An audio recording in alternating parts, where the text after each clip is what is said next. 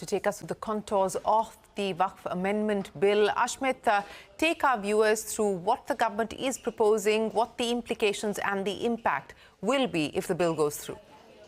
Well, we just heard the heated debate in the Parliament, and underlying that debate are a lot of key changes that have been proposed as a part of this latest 2025 bill.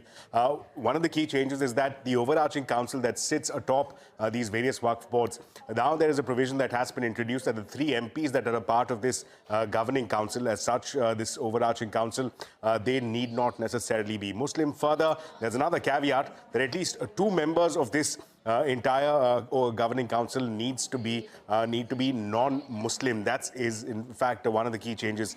The other key change is that decisions that were taken by the board as well as by the Waqf tribunals had an element of finality. What this bill does is that it adds another layer of appeal. What it does is that these decisions now that have been taken by the tribunal, which had an element of finality, now can also be challenged before the local high courts. Further, and this is an important decision, the government has said, as a part of this bill, that no government property can be qualified, can be designated as a Waqf property, and this will apply not just prospectively, but also retrospectively, which in fact has been a key concern voiced by various members of the opposition parties and various scholars as well.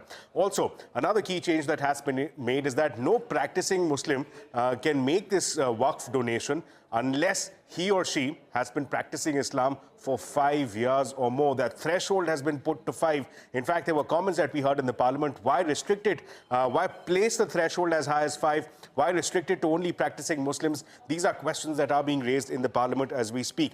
Also, another key change that has been made is that Section 40, which granted Waqf boards the powers to decide on the status of a property, on whether or not it is a Waqf property, that power of the Waqf board has been stripped entirely, has been taken away as a part of this new bill. So clearly, a lot of key changes here, awaiting a vote from the Parliament.